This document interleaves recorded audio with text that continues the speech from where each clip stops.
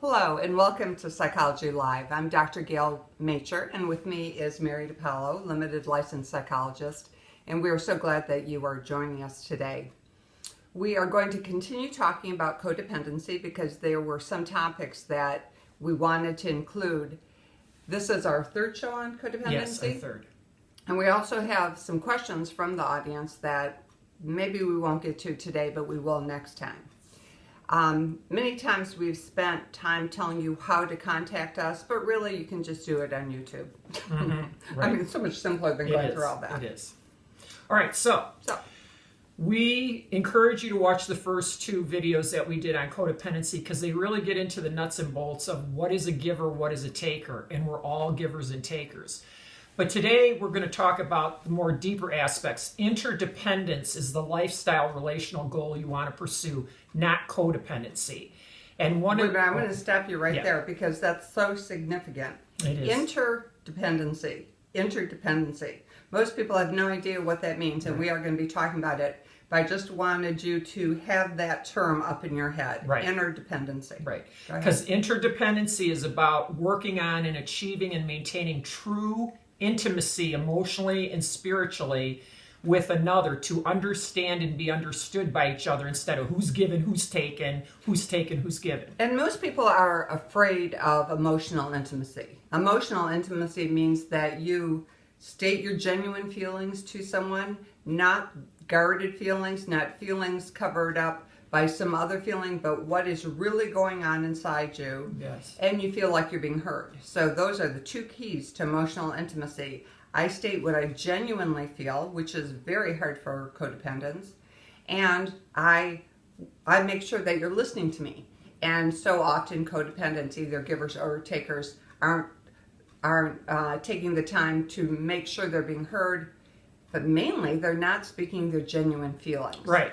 Because when you lie, okay, you're recoiling from relationship. You have to be rigorously honest in all of your exchanges of information and care with each other. Because when you start that lying thing going on, you're never going to be able to achieve authentic anything, let alone emotional and or spiritual intimacy. And here's a tricky part about that, especially with codependence.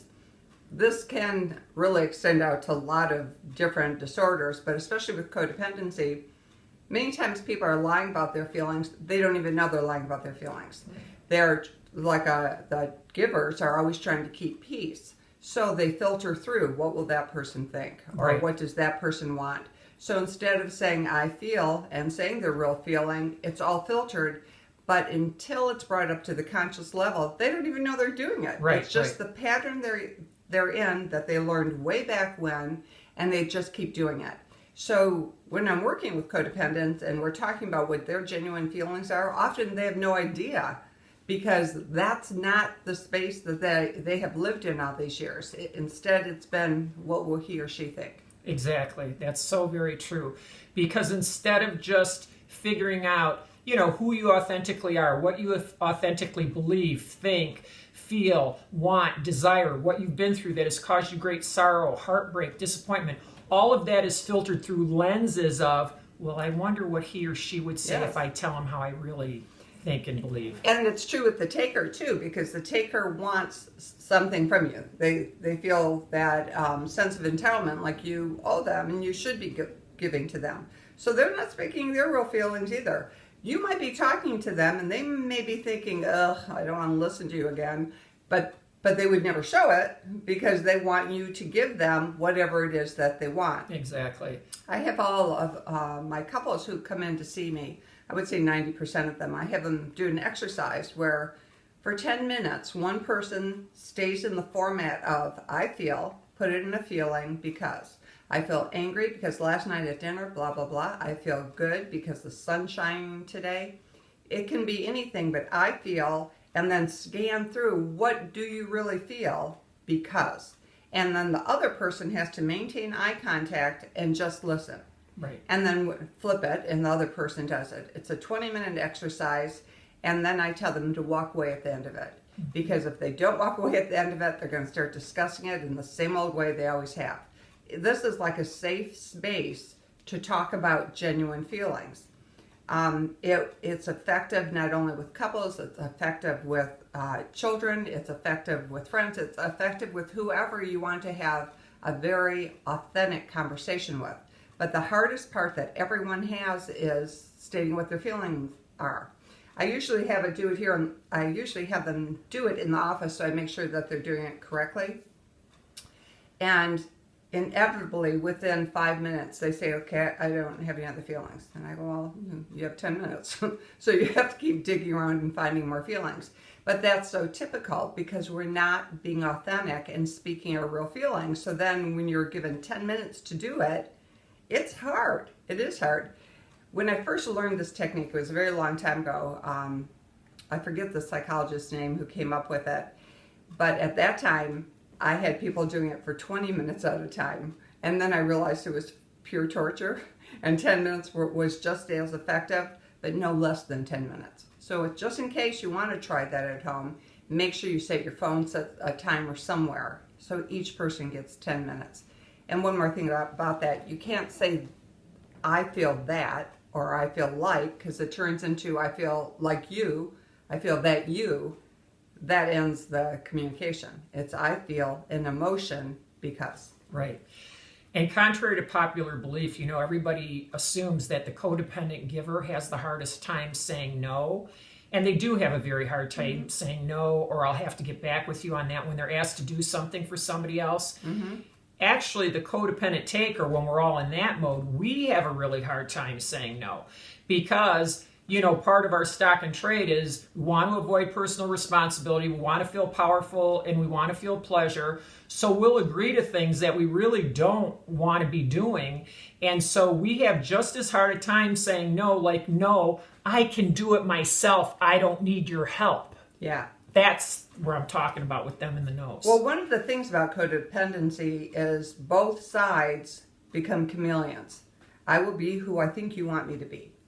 The giver definitely does that to almost everyone in their life. And then the taker does it because I'll be who you want me to be so that I can receive from you. Right. Whatever it is, money, affection, whatever it is. Oh, I can be that for you. But this is the crazy part. It's not even at a conscious level. It's like at the subconscious plane. All of this is happening and impacting the way people behave. All of us struggle with one of three core fears. And I'm not going to tell you what they are, like how we unveil that in therapy. You have to come in order to find out. But codependent givers typically have a core fear of being alone and of feeling abandoned. Where codependent takers have a core fear of being engulfed or swallowed up by the needs of others. Now, we're both, all of us, codependent givers and takers, but we struggle with either that core fear of abandonment, being alone, as well as that core fear of being engulfed by and or swallowed up by the needs of other people. And I've actually had clients come in the office with symptoms that looked much like PTSD, and it wasn't PTSD from the trauma of being in the battlefield or whatever else. It was the trauma associated with the freaking codependent lifestyle that was getting to them. Absolutely. That fear of being abandoned is very strong for the givers. They have to have people in their lives. But some of the healthiest times for people are when they are forced to be alone. Maybe they've gone through a divorce. And many times when you go through a divorce, friends kind of leave you. Unfortunately, it shouldn't be that way. They should be standing by you and helping you. But many times people find themselves alone, and it's hard. And there's a lot of crying, there's a lot of being in a fetal position. But once they make it through, that period of being alone really helps them to work through the codependency. Excuse me. Yeah. Gail's the birthday girl today. I am. Happy birthday. Thank you. And Mary's wonderful husband Mary was going to make it, but she was busy working. Yeah, I'm busy working. Made me a wonderful keto cheesecake. Yes, he Bobby, did. thank you very much. This is like the best cheesecake I've ever had in my entire life. Yeah, well, you're lucky I'll that finish piece it was later. left because he almost ate it all last night at dinner, just saying. Let me see how long we have. Okay. Yeah. Hate to be so close. That's right, but you know what? We don't have that much longer. But listen, codependency is one of those things where You know it feels bad ultimately because you're not getting what you really hope for from your relationships. So learning how to practice interdependency really is the replacement goal you want to focus on so you can achieve true emotional, spiritual, and or physical intimacy with your chosen life partner, as opposed to who's doing the giving, who's doing the taking, who's the master today, who's the slave today. All that is so over. We don't want to live like that anymore. During the next session, we are going to answer a question from one of our audience members, not listeners. Our viewers. Our viewers. So please stay in touch so that, or keep watching so you can. Yeah, and we will address the interdependency some more. So, okay. Bye for now. Bye.